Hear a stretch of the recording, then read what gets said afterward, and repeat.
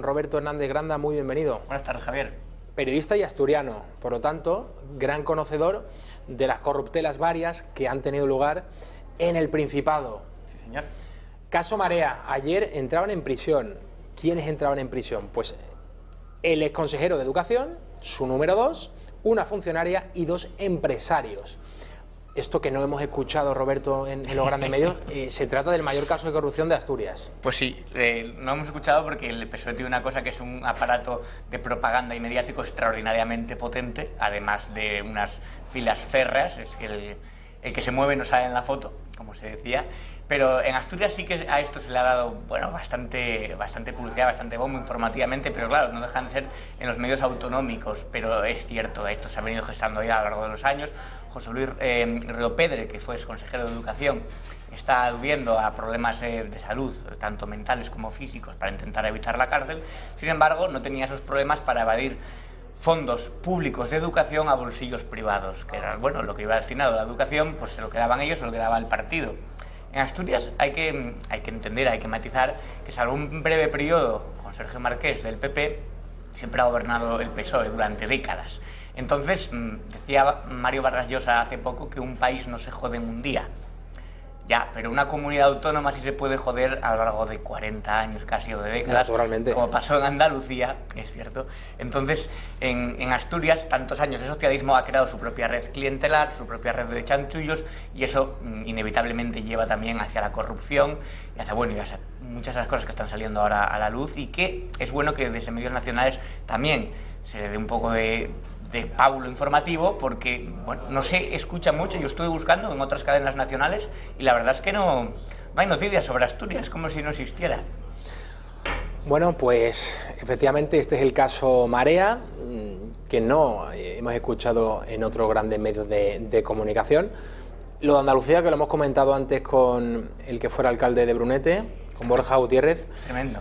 Es lo que más o menos siempre hemos sospechado que sucedía, pero ya había papeles, o sea, es decir, compra de votos. El PER, que ese es la ayuda, el subsidio agrario a quienes están trabajando en el campo, que por hacer un determinado número de peonadas, luego te pagan durante el resto del año, que no estás trabajando, pues una paguita. Y entonces estos chicos trabajan en negro, en B, se dedican a otras actividades, y entonces ahí tienes un voto cautivo que a lo largo de las últimas décadas, así, lógicamente, ha ganado siempre el Partido Socialista. El voto cautivo, yo creo que es lo que lastraba y a la vez lo que daba el funcionamiento a la maquinaria de engrase del PSOE. Yo tengo amigos en Andalucía que, de hecho, antes venía aquí, hablé con ellos y me decían, bueno, es que esta panda de sinvergüenzas que han estado aquí durante décadas no se va a limpiar de un día para otro. Es terrible y van a seguir saliendo muchas cosas.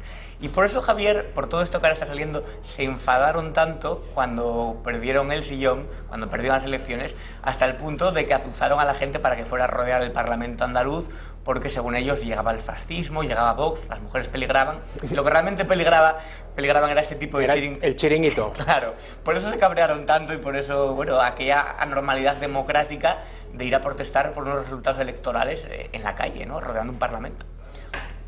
Adriana Lastra... No digo que tenga nivel, pero de las caras que suelen verse, ¿no?, habitualmente. Sí, de todas formas yo creo que ahí hay una diferencia que se verá en el debate, pero hay una diferencia entre niveles muy grande. O sea, por un lado, pienso que Inés Arrimadas y que incluso Rocío Monasterio, pues dialécticamente, por encima de la demagogia simplista de esta de pensamiento camiseta de Irene Montero, sí, es verdad, repiten eslóganes. Pensamiento camiseta, me voy a atribuir ese término, me gusta. Es el pensamiento que entra en una camiseta. Abajo el patriarcado, o la camiseta del Che. Antes que hablabais de lo del Che, es el pensamiento ese. Yo con 16 años tenía una camiseta del Che. El problema Don Roberto, ¿qué me hizo usted? ¿Ha visto usted la luz? Se cayó del caballo a tiempo. Pero creo que, claro, que quien más y quien menos luego madura, ve otras cosas. Antes es puro desconocimiento, ¿no? Pero el problema es que cuando ya tienes una edad y sigues como Garzón e Iglesias poniendo los tuits estos, reivindicando al Che Guevara, y que yo pienso que se dirigen a un público de ese fragmento de edad, 18, 19, que tienen poca idea histórica, poca idea cultural y que les mola el pensamiento camiseta. Pues me lo voy a apuntar, lo del pensamiento camiseta, me ha gustado sin ninguna duda. Pero poco se habla del episodio histórico durante la Guerra Civil de haber enviado a Stalin, a la Unión Soviética, las reservas del oro del Banco de España. Jamás se han responsabilizado de aquello. Bueno, algunos líderes socialistas como Indalecio Prieto y Negrín, algunos escaparon muy bien, ¿eh? Sí, no, claro, no respondieron de eso y sin embargo en Stalin se movieron, o sea, en España se movieron los asesinos de Stalin como Pedro por su casa, enviados directamente desde Moscú y que hacían purgas más que, como decían ellos, para matar fascistas, se mataban entre ellos, a los del propio partido, que no eso, los metían en vereda, les llamaban al orden y desaparecían en un sótano, desaparecían en una cuneta, en un paredón. Bueno, yo creo que es hora de devolver la responsabilidad y de decir que hay que rebajar el voto en España a los 16 años para que las nuevas generaciones puedan salvaguardar de aquello más importante que es el planeta que les vamos a dejar a ellos y que vamos a dejar a quienes vengan después. Y que, por tanto, la inmensa responsabilidad de los jóvenes españoles diciendo, oigan ustedes, la política no es discusiones entre partidos, es cuidar de nuestro planeta, les sea de vuelta y que garanticemos que se cuida de las siguientes generaciones y, por tanto, del planeta, concediendo el derecho a voto a los jóvenes españoles a partir de los 16 años. Curioso, ¿no? Como la nueva izquierda va mezclando la agenda verde. Tienen por un lado que sí prohibir los aviones, hay que dejar de comer carne porque estamos matando el medio ambiente, nos estamos cargando el planeta. Nada, utilizar el coche, vaya usted en patinete al trabajo. Eso lo puede hacer Rita Maestre y 4 pijas progres más como ella. ¿Quién puede ir en una ciudad de 3 millones de habitantes como tiene Madrid en patineta al trabajo? Sí, bueno. Muy poca gente. Además que las ciudades... Transporte público. Sí. Y si no, vehículo privado. La mayoría de gente lo hace. Y además una ciudad como Madrid no está preparada para el carril bici. Entorpece la circulación. No es Ámsterdam. Las ciudades están hechas para los coches, además, no para que... con el peligro que es que se te cruce un bobo en patinete y le puedas hacer una avería o lo que sea.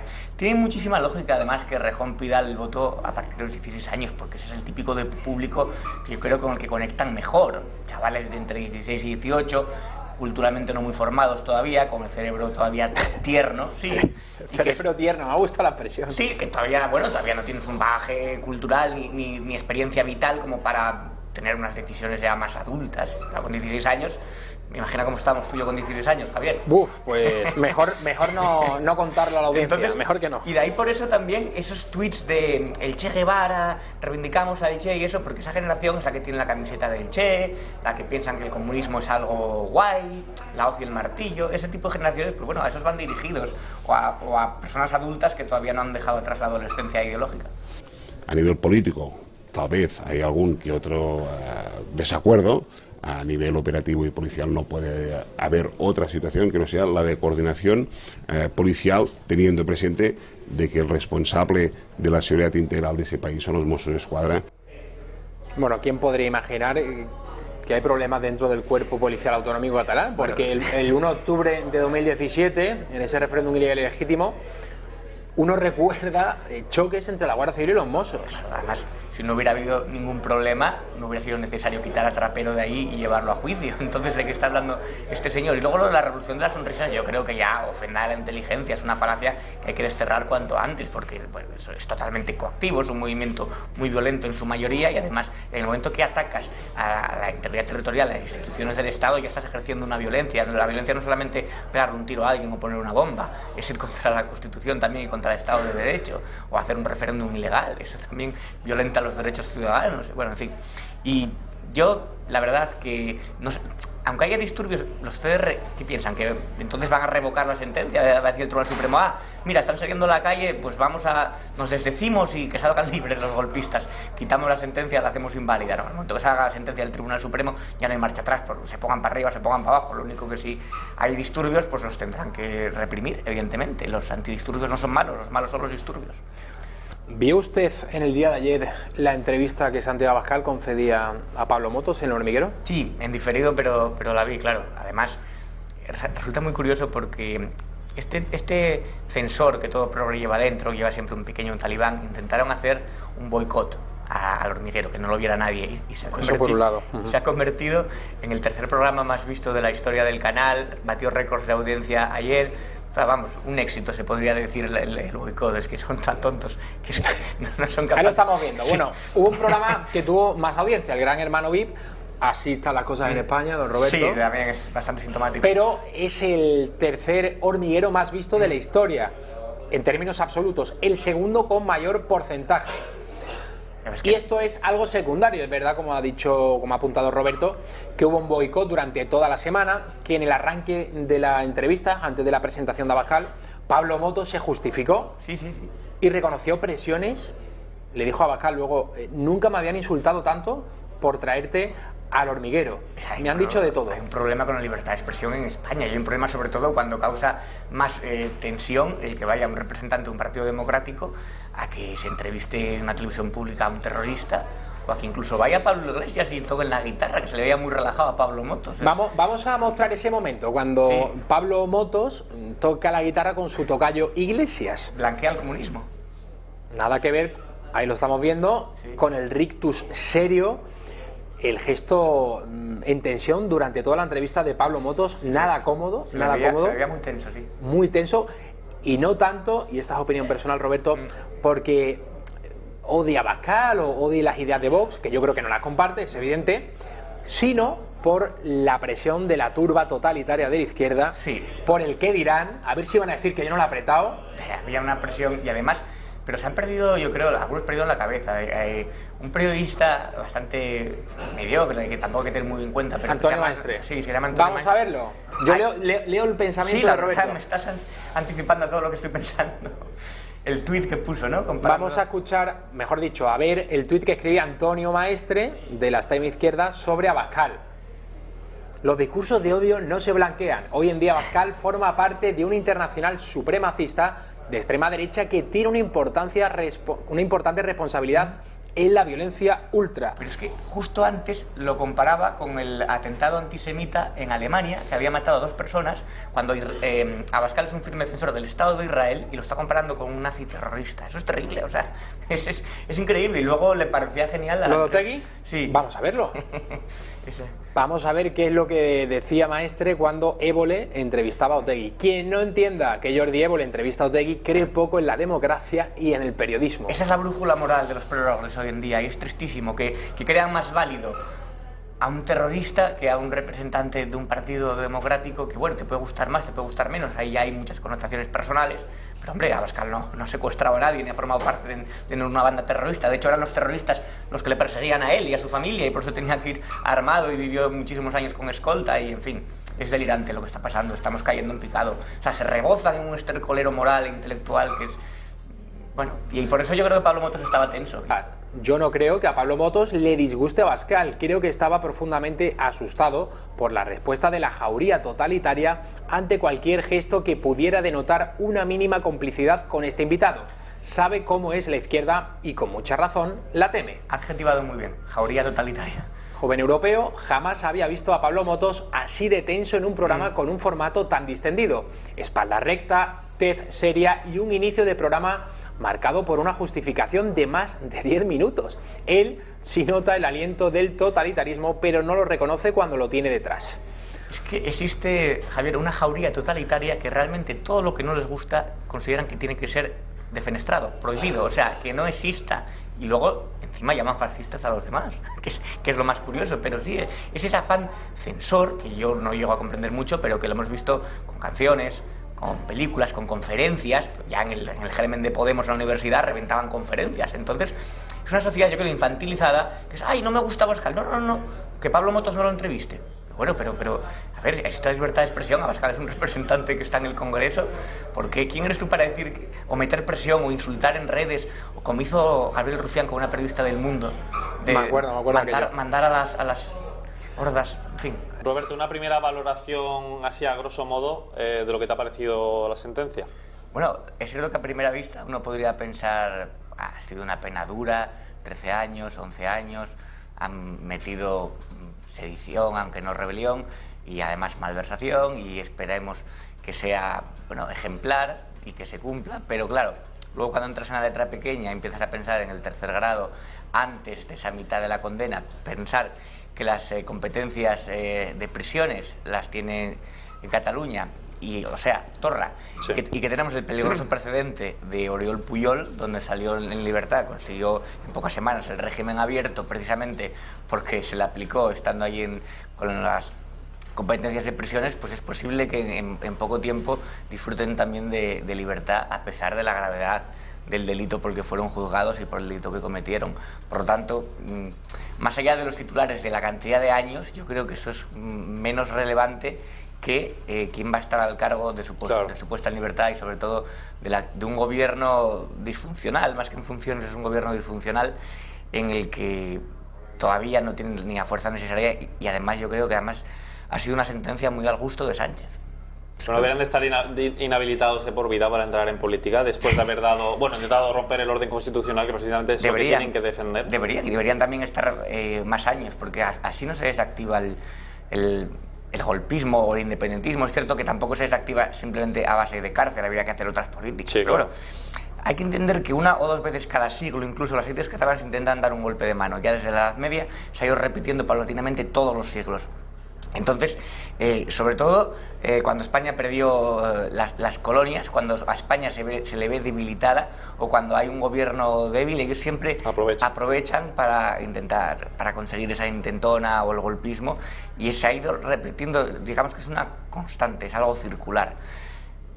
Pasarán unos años y volverá de nuevo un brote que venga, sobre todo cuando hay una huida hacia adelante fiscal para intentar conseguir privilegios fiscales, al ser una de las regiones más ricas, y que el Estado va diciendo siempre a todo que sí, les va concediendo no solamente las competencias, sino ventajas fiscales, más dinero, más infraestructuras. Y otras comunidades, si hablas con gente extremeña o con gente de provincias como Huesca, te van a decir que se está hablando muchísimo de Cataluña, pero que mientras tanto esas comunidades y esas personas están abandonadas, y que es casi otro país. Si te fijas en las autopistas simplemente, o en muchos aspectos de las regiones más ricas o más prósperas, que curiosamente son las más nacionalistas, como el País Vasco o Cataluña, comparado con lo que hay en esas comunidades, parece que estemos hablando de dos países distintos. Vamos a sacarnos con la primera declaración del partido Vox, que dicen que la rebelión estaba más que acreditada, punto número 1, por lo tanto es un error judicial grave, y que la rebelión todavía sigue funcionando. Y lo que dijo Ortega Smith, lo que vino a decir, a insinuar, voy a decir abiertamente, acusando al gobierno, es que cuando controlas de alguna manera o consigues controlar de cerca al Poder Judicial, también tienes el control sobre las sentencias. Como diciendo, se ha quitado de puestos importantes a gente que apostaba por el delito de rebelión para poner a gente más afín al gobierno, o de alguna manera controlar y tener ese control sobre las sentencias. Lo que Ortega Smith vino a decir. Se habló además de un grave error judicial. Entonces, su posición es bastante clara, yo creo, la de Vox. Además, dijo también que la rebelión no ha sido desactivada, pero es que, realmente el nacionalismo no va a ser desactivado en Cataluña de un día para otro. O sea, el germen del supremacismo está muy tardado 40 años en crearlo, no vamos a desactivarlo en 2 minutos. Esto no se va a hacer solamente con sentencias de cárcel. Por ese sentido, sí que, si quieres, valoramos ahora después las palabras de Casado. Ha aportado medidas que yo creo que han sido bastante acertadas de cara a frenar el adoctrinamiento en las aulas. Porque sí, los condenados por el proceso son personas adultas, pero luego si vemos muchas manifestaciones, muchas de las edades de los CDR incluso, es gente salida de los institutos, de los colegios, niños que están en las aulas con la estelada y que están repitiendo un mantra que le están inoculando desde bien pequeños. Entonces, eso no se va a desactivar simplemente con medidas judiciales, también hace falta medidas educativas, y que el Estado no deje abandonado, porque dijo Casado, no estáis solos, etcétera, etcétera, pero no estarán solos ahora, pero hasta que el rey no salió a dar aquel mensaje, sí que se sintieron, yo creo, abandonados, y además por la inacción de los distintos gobiernos, y que fue la sociedad civil, no fueron los partidos políticos, fue la sociedad civil la que salió a la calle, la que se manifestó. La España esa de los balcones de la que habla, no ponían banderas de partidos políticos, ponían la bandera española. Entonces sí que de alguna manera se ha ido dejando solos en Cataluña a los nacionalistas a los catalanes no nacionalistas. Yo creo que Vox es muy claro en el tema de Cataluña, y es donde se ha ganado la mayoría de seguidores, de simpatizantes, más allá de otros matices en los que se puede entrar, que no dejan de ser detalles ideológicos sobre lo del aborto, sobre el matrimonio homosexual, la familia, pero yo creo que la columna vertebral, la clave que afianza a Vox es su postura innegociable sobre la situación del Estado español, del Estado de Derecho, y la situación en Cataluña, y que realmente defienden a los catalanes allí y defienden al Estado de Derecho allí. Ahí es por donde Vox se gana la mayoría de simpatizantes, más allá de luego de matices, como he dicho, de corte, pero que podría ser de nomenclatura casi. Entonces, bueno, estamos hablando de que cuando el ciudadano se siente abandonado por el resto de partidos políticos y es Vox el único que defiende sus derechos en todo el país, es lógico que vaya ganando cada vez más adeptos, yo creo, por esa parte, por ahí los gana. A lo mejor los pierde por otra, pero por ahí los gana. ¿Y qué te han parecido las medidas que ha propuesto Casado? Porque ha hecho muchísimas medidas para poner en práctica para intentar frenar un poquito esto. Ha dicho tantas que da a pensar de que esto ya estaba preparado, que más o menos intuía, de hecho ya se había filtrado que no iba a haber rebelión y sí sedición, entonces que lo tenga tan claro, que haya dicho 15, 16 medidas en tan poco tiempo al día siguiente de la sentencia, nos da a entender un poco que sí que sabía de antemano lo que iba a ocurrir, más o menos por dónde iban a ir los tiros, por así decirlo, de la sentencia y de los años, y que ya tenía las medidas preparadas ya con su gabinete de asesores, para decir, vamos a decir esto, vamos a decir que se tiene que ver con el adoctrinamiento, vamos a decir que respetamos, que es ejemplar, pero vamos, realmente el peligro no es tanto que entremos en detalles, si fue rebelión o si fue sedición, porque realmente unos podrán tener un punto de vista, otros tendrán otro. Viendo el juicio, sí que es verdad que parecía que había indicios claros de rebelión. Luego habrá que leerse, por supuesto, la sentencia más al detalle para saber cómo lo ha argumentado el Tribunal Supremo. Pero yo creo que el peligro viene sobre todo por eso, por quién tiene las competencias ahora mismo de prisiones. La opción de este tercer grado antes de cumplir la mitad de la sentencia, es decir, estaríamos hablando de que podrían disfrutar de una libertad muy pronto. Y eso sí que no sería entendible, yo creo, por una parte muy grande, yo creo, de la ciudadanía española. Y sí que lo podrían ver ciertos sectores nacionalistas como un éxito, o como decir, bueno, no ha sido para tanto, podemos volverlo a intentar, porque al final va quedando la cosa en nada, como quien dice. Entonces, bueno, podríamos, a lo mejor no ahora, pero dentro de 5 o 10 años, otro nuevo proceso de esto, que al final no deja de ser una huida fiscal. Y quien metió todas esas ideas, hay que saber que viene de atrás, no ha sido Torra. O sea, Torra es alguien puesto ahí, pero por la familia mafiosa de los Puyol y sus acólitos.